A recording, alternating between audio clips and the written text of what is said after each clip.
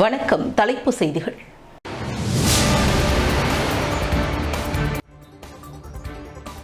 புதுச்சேரியில் உள்ள 27 அரசு ஆரம்ப சுகாதார நிலையங்களில் சிசிடிவி மூலம் கண்காணிக்கும் நிகழ்ச்சி தொடங்கி வைத்தார் முதலமைச்சர் ரங்கசாமி.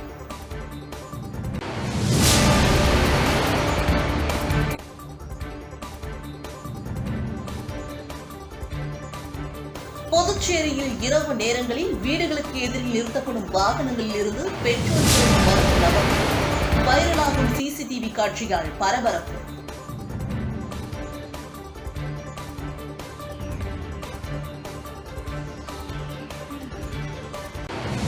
புதுச்சேரி வழக்கறிஞர்கள் சங்கம் சார்பில் நடைபெற்ற இலவச மருத்துவ முகாமை தொடங்கி வைத்தார் தலைமை நீதிபதி செல்வநாதன்.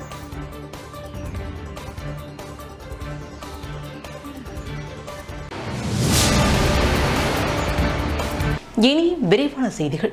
புதுச்சேரி வழக்கறிஞர்கள் சங்கம் சார்பாக இலவச மருத்துவ முகாமில் தலைமை நீதிபதி செல்வநாதன் கலந்து கொண்டு வழக்கறிஞர்களுக்கான மருத்துவ முகாமினை துவக்கி வைத்தார்.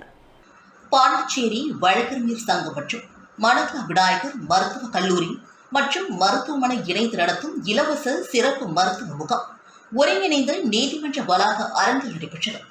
இதனை தலைமை நீதிபதி செல்வநாதன் கலந்து கொண்டு வழக்கறிஞர்களுக்கான மருத்துவ முகாமினை துவக்கி வைத்தார். இந்த மருத்துவ முகாமில் பொது மருத்துவம், பொது அறுவை சிகிச்சை, இருதய மருத்துவம், பல் மருத்துவம், எலும்பு மருத்துவம், காது, மூக்கு, தொண்டை மருத்துவம் ஆகியவற்றிற்கான இலவச பரிசோதனை செய்யப்படும் என்றும் இதனை நீதிமன்றத்தில் பணிபுரியும் வழக்கறிஞர்களுக்கும் நீதிமன்ற ஊழியர்களுக்கும் மற்றும் நீதிபதிகளுக்கும் பயன்பெற்றுக் கொள்ள வேண்டும் என தலைமை நீதிபதி கேட்டுக்கொண்டார். இதனையடுத்து நீதிமன்ற வழக்கறிஞர்கள் பலரும் இந்த மருத்துவ முகாமில் கலந்து கொண்டு பயன்பெற்றனர்.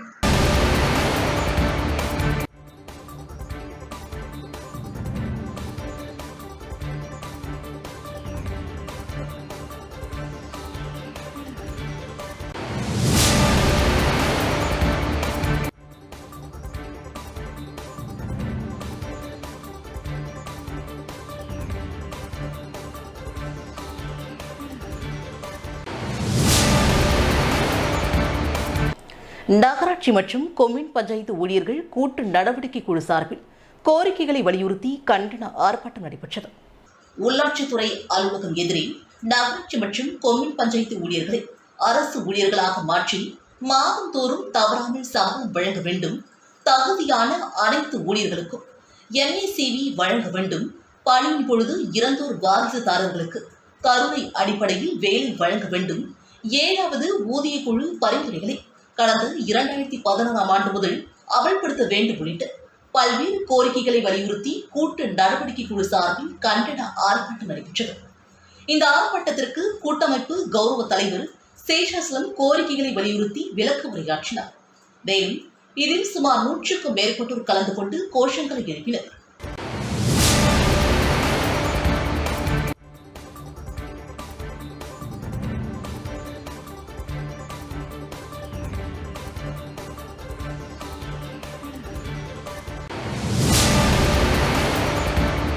சுகாதாரத்துறையில் அதிகாரி இடமாற்றத்தை கண்டித்து விடுதலை சிறுத்தைகள் கட்சியினர் முற்றுகை போராட்டத்தில் ஈடுபட்டனர்.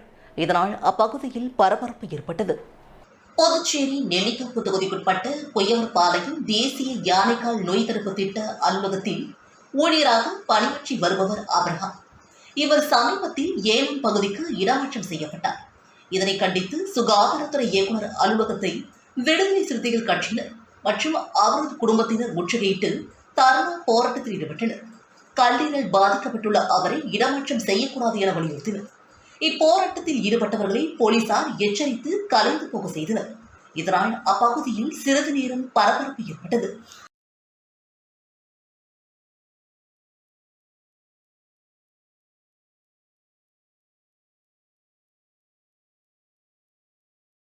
முத்தியல்பட்டி பகுதியில் வீடுகளில் எதிரே நிறுத்தப்படும் மோட்டார் சைக்கிளில் இரவு நேரங்களில் மர்ம நபர் பெட்ரோல் திருடும் வீடியோ சமூக வலைதளங்களில் வைரலாக பரவி வருகிறது.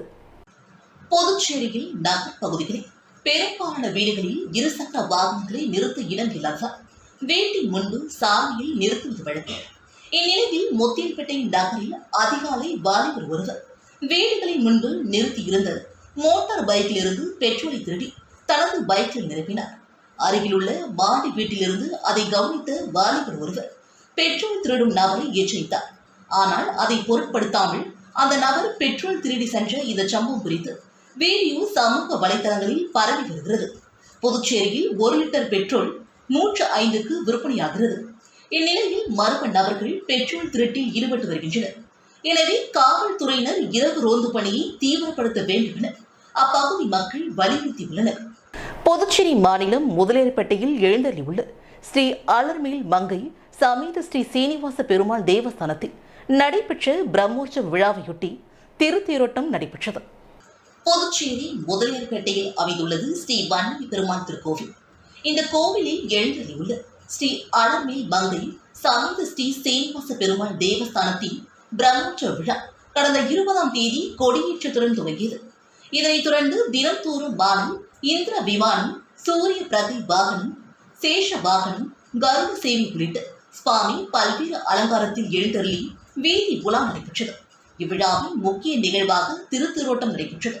ஸ்ரீ அலர்மேல் மங்கை சமேத ஸ்ரீனிவாச பெருமாள் அலங்கரிக்கப்பட்டு திருத்தேரில் வைக்கப்பட்டு சிறப்பு பூஜைகள் செய்யப்பட்டது.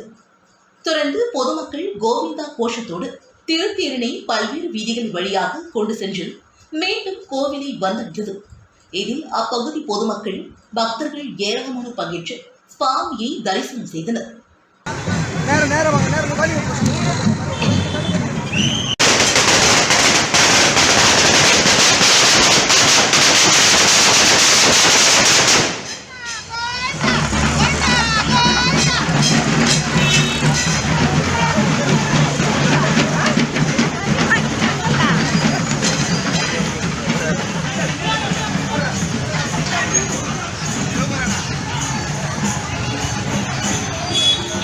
மத நல்லிணக்கத்தை விளக்கும் வகையில் தனியார் அமைப்பு சார்பாக நடைபெற்ற இப்தார் நோன்பு விழாவில் சட்டமன்ற உறுப்பினர்கள் கலந்து கொண்டனர்.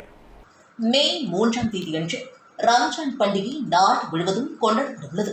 இதனையொட்டி மத நல்லிணக்கத்தை விளக்கும் வகையில் ரெட்டியார்பாளையம் நடேச நகர் பகுதியில் தனியார் நிறுவனத்தில் இப்தார் நோன்பு திறக்கும் நிகழ்ச்சி நடைபெற்றது.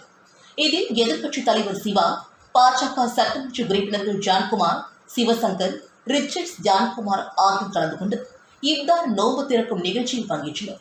மேலும் இதில் நிறுவனத்தின் மேலாளர்கள், ஊழியர்கள் உட்பட பலர் கலந்து கொண்டு சிறப்பித்தனர்.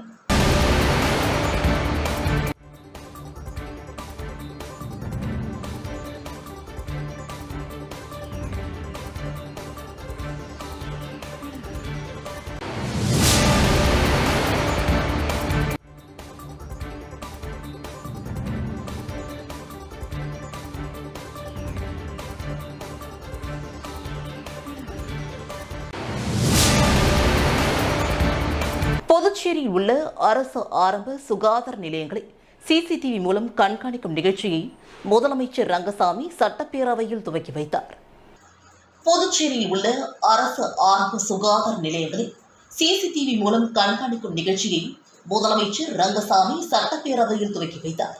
முதல் கட்டமாக புதுச்சேரியில் உள்ள 27 அரசு ஆரம்ப சுகாதார நிலையங்கள் சிசிடிவி மூலம் கண்காணிக்கப்படுகிறது.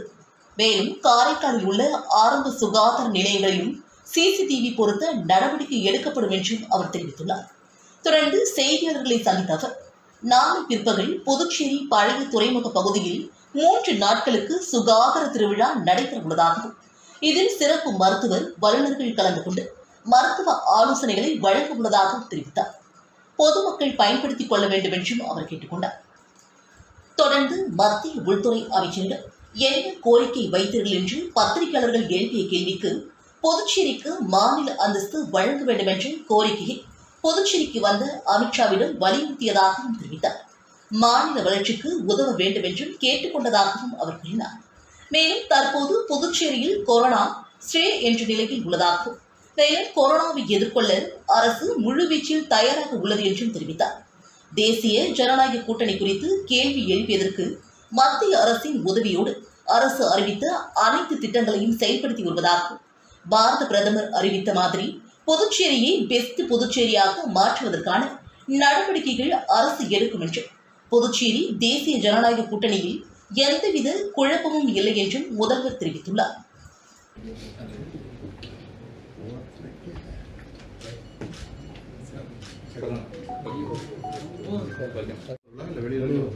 நம்முடைய மருத்துவர்கள் இருப்பாங்க, வெளியிலேருந்து வருவாங்க. ஒரு நோயாளிக்கு நோய் இருக்குன்னு தெரிஞ்சதுன்னா ஃபாலோ அப் என்ன பண்ணலாம்? ஹாஸ்பிட்டலுக்கு அப்புறம் ஹாஸ்பிட்டல் பக்கத்தில் உள்ள இல்லை ஸ்பாட்லேயே ஆப்ரேஷன் பண்ணாங்க அங்கே இல்லை. நம்ம இதில் வந்து ஒரு மருத்துவத்தில் வரும்போது அது என்னென்ன வசதிகள் இப்பொழுதெல்லாம் ஏற்படுத்தப்பட்டிருக்கிறது, என்னென்ன வாய்ப்பு இருக்கின்றது, இப்போ புதிய தொழில்நுட்பத்தின் மூலம் கருவிகள்லாம் வந்துருக்குது, அதை பற்றி தெரிந்து கொள்கிற ஒரு வாய்ப்பு. உணவு முறை எப்படி இருக்கணுன்றதுலாம் சொல்லுவாங்க, அது எப்படி இருக்கணும் அது மாதிரிலாம் இதெல்லாம் சொல்லுவாங்க. இப்போது என்னென்ன நோய்க்கு எப்படிப்பட்ட சாப்பாடெலாம் சாப்பிடணுன்ற மாதிரிலாம் சொல்லக்கூடிய ஒரு ஆலோசனை கூட நமக்கு அங்கே கிடைக்கும். அது மாதிரி ஒரு அதாவது அவேர்னஸ் கிரியேட் பண்ணக்கூடிய நிலையில் இருக்கும், ஒரு விழிப்புணர்வு ஏற்படுகின்ற நிலையிலும் அது இருக்கும் அந்த திருவிழா மூலமாக. சார், இந்த 6 வயது முதல் 12 வயது வரைக்கும் ஒரு தடுப்பூசி போடுறோம். எப்படி பண்ண போகிறோம் சார்? ஸ்கூல்லாம் லீவ் விட்டாங்க. இல்லை, இந்த 5 வயது முதல் 12 வயது உள்ளவர்களுக்கு மத்திய அரசு தடுப்பூசி விரைவில் போட அறிவிக்கல சார், அரசாங்கம் அறிவிக்கல. அந்த நிலையில் மத்திய அரசு முடிவு எடுத்து ராஜ்நிவாசில் ஆண்டுதோறும் கொண்டாடும் இப்தார் நோன்பு நிகழ்ச்சியினை புதுவையின் துணைநிலை ஆளுநர் கொண்டாடாமல் புறக்கணிப்பு செய்கிறாரா என்று புதுச்சேரியின் துணைநிலை ஆளுநர் மீது புதுவை மாநில திமுக துணை அமைப்பாளர் அனிவால் கென்னடி அவர்கள் குற்றம் சாட்டியுள்ளார்.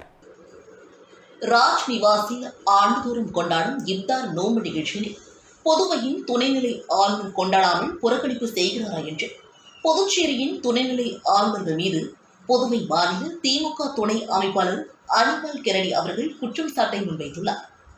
புதுச்சேரியின் துணைநிலை ஆளுநர் அலுவலகத்தில் ஆண்டுதோறும் இஸ்லாமிய பெருமக்கள் கடைபிடிக்கும் ரமலான் திருவிழாவின் முக்கிய நிகழ்வான இப்தார் நோன்பு நடத்துவது வழக்கமான ஒன்றாக இருந்து வந்தது.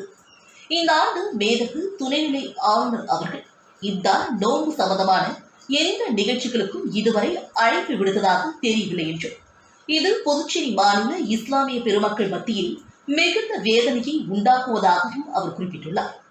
நாடு விடுதலை அடைந்தது முதல் சென்ற ஆட்சி வரை இப்தார் நோன்பு நிகழ்ச்சி துணைநிலை ஆளுநர் அலுவலகத்தில் கொடுப்பது மனிதநேயத்தின் அடையாளமாக திகழ்ந்து வருவதாகவும் புதுச்சேரி மாநிலத்தை பொறுத்தவரை அனைத்து சமுதாய மக்களும் அனைத்து மதத்தினரும் மனித நேயத்தோடு வாழ்ந்து வருவது இந்திய திருநாட்டிற்கு ஒரு எடுத்துக்காட்டு என்றும் அவர் குறிப்பிட்டார். இந்நிலையில் துணைநிலை ஆளுநர் அவர்கள் யுகாதி திருவிழா, சித்ரா பௌர்ணமி விழா உள்ளிட்ட விழாக்களை மிக சிறப்பாக கொண்டாடியதாகவும் மேலும் இது பாராட்டுக்குரியது என்றும் அவர் கூறினார்.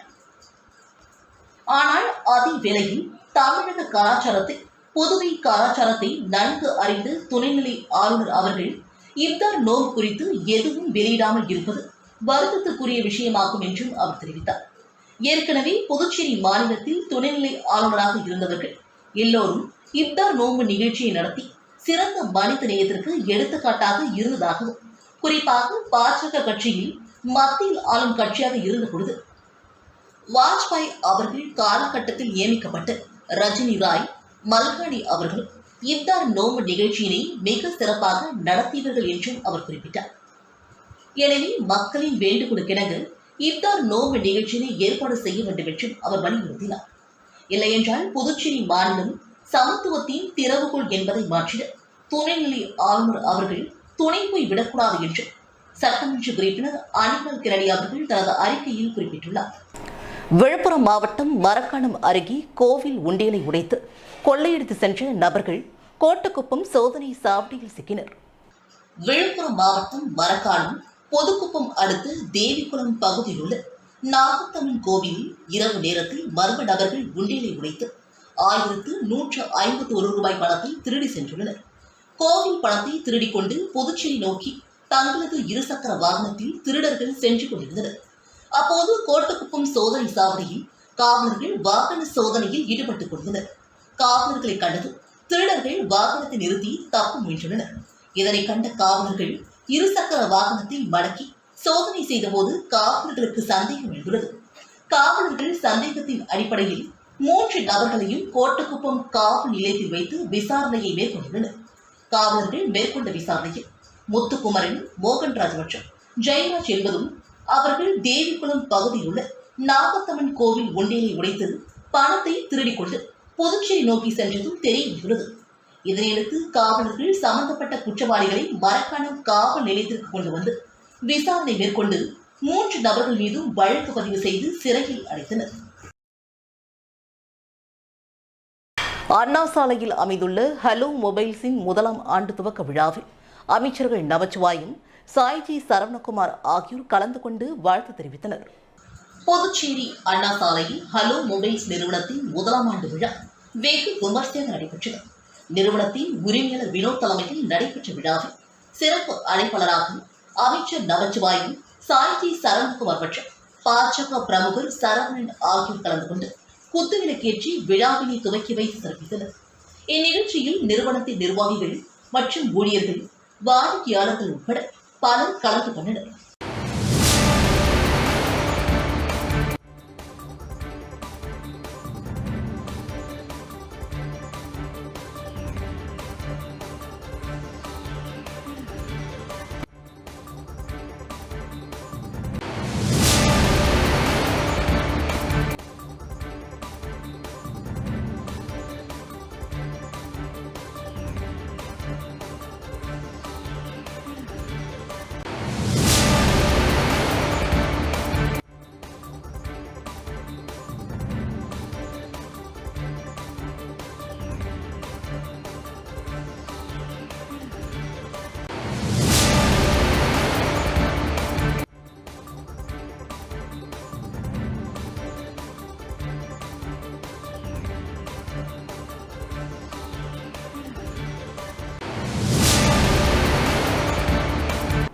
கோரிமேடு அன்னை தெரேசா பட்ட மேற்படிப்பு ஆராய்ச்சி மற்றும் நல அறிவியல் மையத்தின் செவிலியர் கல்லூரி சார்பில் பிஎஸ்சி நர்சிங்கின் 30வது குழுமத்தின் முதலாம் ஆண்டு மாணவர்களுக்கு ஒளி விளக்கு ஏற்றும் நிகழ்ச்சி நடைபெற்றது. கல்லூரியின் கருத்தரங்க கூடத்தில் நடைபெற்ற இந்த நிகழ்ச்சி கடவுள் வாழ்த்துடன் தொடங்கியது. செவிலியர் கல்லூரி பேராசிரியர் டாக்டர் மரிய தெரேசா வரவேற்புரை வழங்கினார். கல்லூரியின் முதல்வர் டாக்டர் பெலிசியா சித்ரா வாழ்த்துரை வழங்கினார். தலைமை உரையை கல்லூரியின் டீன் ரவிச்சந்திரன் வழங்கினார். சிறப்பு விருந்தினருக்கான உரையை மூலகுளம் ஈஸ்ட் கோஸ்ட் செவிலியர் கல்லூரியின் முதல்வர் ஜெயகோரி வழங்கி செவிலியர்களின் இன்றியமையாத பணி குறித்து முதலாம் ஆண்டு மாணவர்களுக்கு எடுத்துரைத்தார். பிளாரன்ஸ் நைட்டிங்கேல் உறுதிமொழியிலே கல்லூரியின் ப்ரொஃபசர் ஜாஸ்மின் முன்மொழிய மாணவர்கள் அதை வழிமொழிந்தனர். இந்நிகழ்ச்சியின் இறுதியில் கல்லூரி பேராசிரியர் ஜெயஸ்ரீ குருசேன் நன்றியுரை வழங்கினார். நாட்டுப்பற்றுடன் விழா இனிதே நிறைவுற்றது. நடைபெற்ற ஒலிவிளக்கு மற்றும் நிகழ்ச்சியில் மொத்தம் 81 முதலாம் ஆண்டு மாணவர்கள் உறுதிமொழியினை ஏற்றுக்கொண்டனர். மேற்கண்ட இந்த நிகழ்ச்சிக்கான அனைத்து ஏற்பாடுகளையும் மதர் தெரேசா செவிலியர் கல்லூரியின் துறை தலைவர்கள் மற்றும் பேராசிரியர்கள், ஆசிரியர் பெருமக்கள் ஒருங்கிணைந்து சிறப்பாக செய்திருந்தனர்.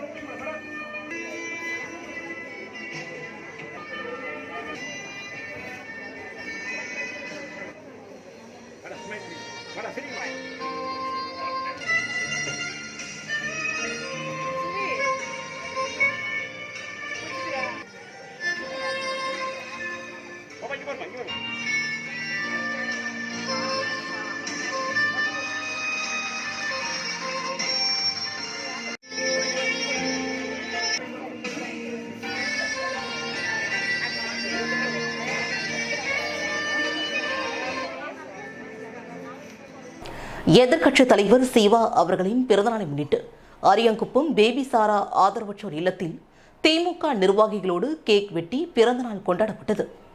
புதுச்சேரி மாநில திராவிட முன்னேற்றக் கழக அமைப்பாளரும் எதிர்க்கட்சித் தலைவரும் வில்லியனூர் தொகுதியின் சட்டமன்ற உறுப்பினருமான சிவா அவர்களின் பிறந்தநாளை முன்னிட்டு புதுச்சேரி முழுவதும் திமுகவினர் உற்சாகமாக கொண்டாடி வருகின்றனர். அதன் ஒரு பகுதியாக அரியங்குப்பம் பகுதியில் உள்ள பேபி சாரா ஆதரவற்றோர் இல்லத்தில் குழந்தைகளோடு சட்டமன்ற உறுப்பினர் சிவா அவர்கள் கேக் வெட்டி கொண்டாடினார். மேலும் இல்லத்தில் இருக்கும் ஆதரவற்ற பிள்ளைகள் அனைவருக்கும் காலை சிற்றுண்டியும் வழங்கப்பட்டது. இந்நிகழ்ச்சிக்கான ஏற்பாடுகளை அரியங்குப்பம் திராவிட முன்னேற்றக் கழக நிர்வாகி சங்கர் சிறப்பாக செய்திருந்தார். மேலும் இந்நிகழ்ச்சியில் மாநில கழக நிர்வாகிகள், தொகுதியின் கழக நிர்வாகிகள், தொண்டர்கள் உட்பட பலர் உடனிருந்தனர்.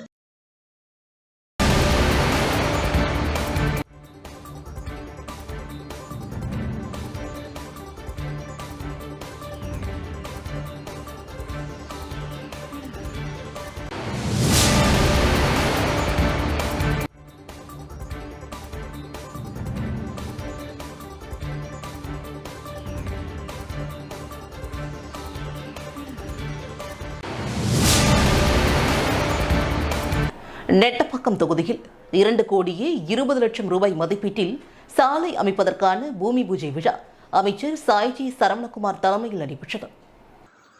புதுச்சேரி நெட்டப்பாக்கம் தொகுதியில் பிரதம மந்திரி கிராம சாலை திட்டத்தில் நெட்டப்பாக்கம் கொம்யூன் பஞ்சாயத்து மூலம் கரைமாணிக்கம், பண்டசோழநல்லூர் கிராமங்களை இணைக்கும் வடக்கு வெளி சாலை மற்றும் ஊரல் வாய்க்கால் சாலையை 1,20,00,000 ரூபாய் செலவில் மேம்படுத்தவும் மற்றும் மடுகரை, புயவரப்பாளையம், தொண்டிரெட்டிப்பாளையம் ஆகிய கிராமத்தை இணைக்கும் சாலையை 1,17,00,000 ரூபாய் செலவில் மேம்படுத்தவும் திட்ட மதிப்பீடு செய்து அரசாணை பெறப்பட்டு இப்பணிக்கான பூமி பூஜை விழா கிராம மேம்பாட்டுத்துறை அமைச்சர் சாய்ஜி சரவணகுமார், துணை சபாநாயகர் ராஜவேலு ஆகியோர் தலைமையில் நடைபெற்றது.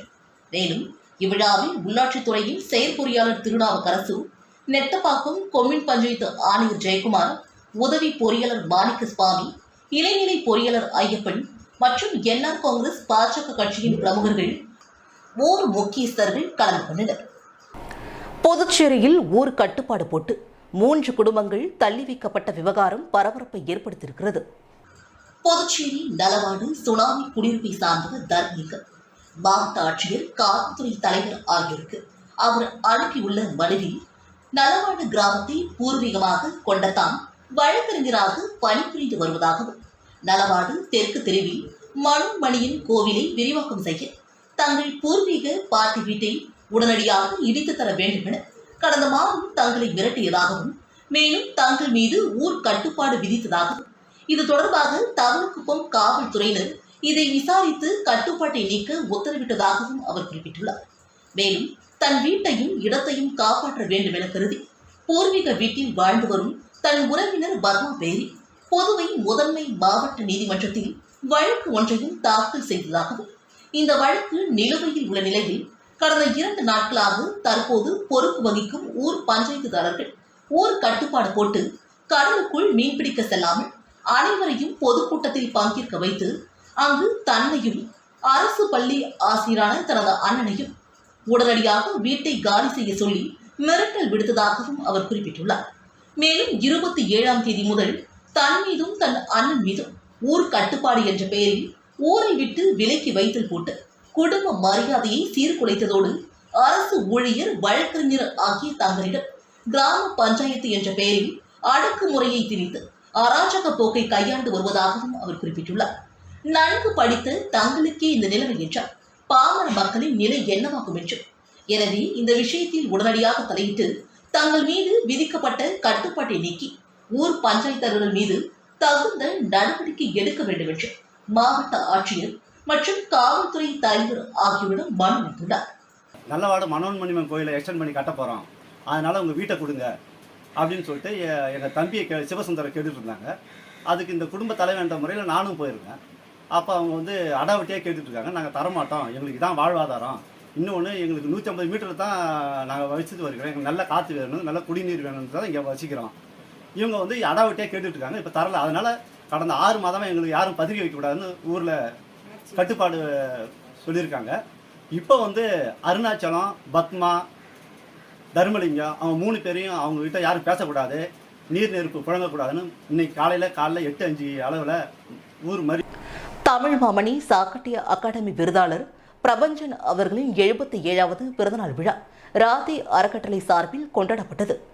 தமிழ் மாமணி சாகித்ய அகாடமி விருதாளர் பிரபஞ்சன் அவர்களின் 77வது பிறந்தநாள் விழா ராதே அறக்கட்டளை சார்பில் கொண்டாடப்பட்டது. ராதே அறக்கட்டளை நிறுவனர் தேவதாசு தலைமை தாங்கினார்.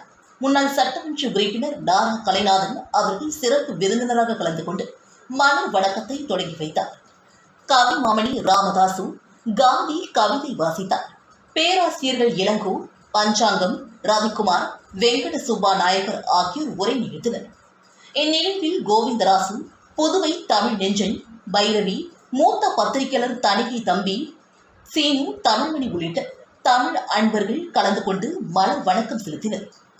இவ்விழாவிற்கான ஏற்பாடுகளை ராதி அறக்கட்டளையினர் சிறப்பாக செய்திருந்தனர்.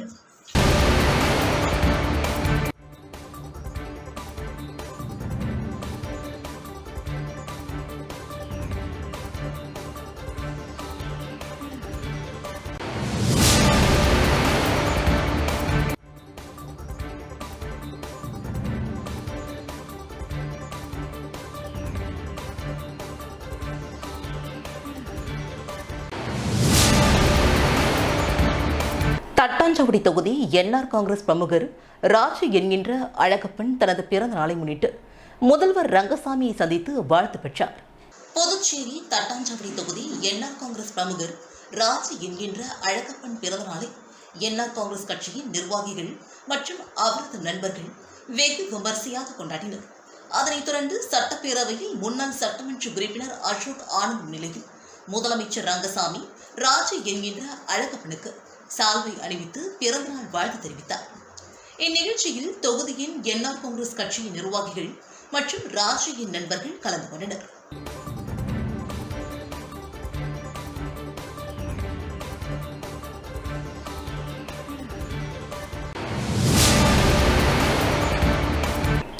மண்ணாடிப்பட்டு சட்டமன்ற தொகுதிக்குட்பட்ட பல்வேறு பகுதிகளில் சட்டமன்ற உறுப்பினர் சிவா அவர்களின் பிறந்தநாள் விழா அன்னதானம் மற்றும் நலத்திட்ட உதவிகள் வழங்கி கொண்டாடப்பட்டது.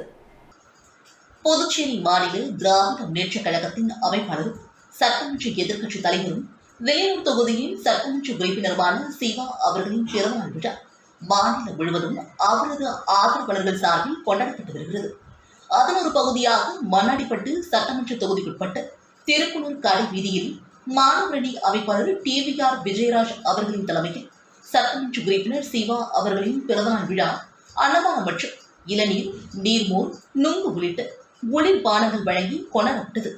இதில் சிறப்பு அழைப்பாளர்கள் கலந்து கொண்ட சட்டமன்ற உறுப்பினர் சிவா அவர்கள் பொதுமக்களுக்கு பிரியாணி மற்றும் இயற்கை குளிர்பானங்களை வழங்கி தொடங்கி வைத்தார். இந்நிகழ்ச்சியில் ஏ.கே. குமார், எஸ்.எஸ். செந்தில், வேலவன், தொகுதியின் நிர்வாகிகள், பல்வேறு பொறுப்பாளர்கள், பொதுமக்கள் என பலர் கலந்து கொண்டு சிறப்பித்தனர். அதனைத் தொடர்ந்து மண்ணாடிப்பட்டு பகுதியில் ஏ.கே. குமார் தலைமையில் பொதுமக்களுக்கு அன்னதானம் வழங்கப்பட்டது. இதில் சிறப்பு அழைப்பாளராக சட்டமன்ற உறுப்பினர் சிவா அவர்கள் கலந்து கொண்டு பொதுமக்களுக்கு அன்னதானம் வழங்கி இந்நிகழ்ச்சியை தொடங்கி வைத்து சிறப்பித்தார். இதில் திமுக பிரமுகர்கள் ஏராளமானோர் கலந்து கொண்டனர். புதுச்சேரி மாநில திமுக அமைப்பாளரும் சட்டமன்ற உறுப்பினருமான சிவா அவர்களின் பிறந்தநாள் விழாவினை முன்னிட்டு உசிறு தொகுதி 10 கண்ணு பகுதியில் அன்னதானம் வழங்கப்பட்டது. புதுவை மாநில திமுக அமைப்பாளரும் சட்டமன்ற உறுப்பினருமான சிவா அவர்களின் பிறந்தநாளை முன்னிட்டு உசிறு 10 கண்ணு சந்திப்பில் சுமார் 1000 பேருக்கு அன்னதானம் வழங்கும் நிகழ்ச்சி நடைபெற்றது. தொகுதியின் திமுக பிரமுகர் வி.எம்.பி. வெங்கடேசன் தலைமையில் நடைபெற்ற நிகழ்ச்சியில் சிவா அவர்கள் சிறப்பு விருந்தினராக கலந்து கொண்டு பொதுமக்களுக்கு அன்னதானம் வழங்கி இந்நிகழ்ச்சியை தொடங்கி வைத்தார். மேலும் மாநில விவசாய அணி அமைப்பாளர் இளஞ்செழிய பாண்டியன், செயலாளர் மதிவாரன், மாநில இலக்கிய அணி துணை அமைப்பாளர் உத்ராபதி, முன்னாள் அணியின் துணை அமைப்பாளர் ராமமூர்த்தி, கல்மீட் சுந்தர், இரிசன், பொறையூர் கலியமூர்த்தி, ராமநாதபுரம் கலியமூர்த்தி, கோபாலன் கடை கோவிந்தன், மாநில தொகுதியின் நிர்வாகிகள் கலந்து கொண்டனர். இவ்விழாவிற்கான அனைத்து ஏற்பாடுகளையும் உசிறு தொகுதியின் இளைஞர் அணி வெற்றிவேல் சிறப்பாக செய்திருந்தார். மீண்டும் இன்றைய முக்கிய செய்திகள்.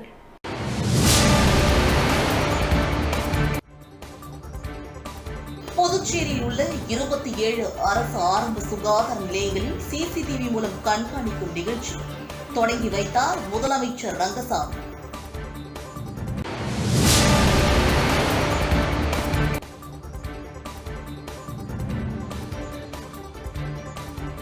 புதுச்சேரியில் இரவு நேரங்களில் வீடுகளுக்கு எதிரில் நிறுத்தப்படும் வாகனங்களில் இருந்து பெட்ரோல் மருந்து நபர்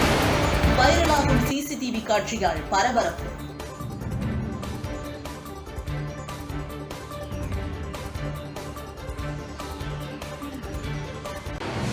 புதுச்சேரி வழக்கறிஞர்கள் சங்கம் சார்பில் நடைபெற்ற இலவச மருத்துவ முகாமை தொடங்கி வைத்தார் தலைமை நீதிபதி செல்வநாதன்.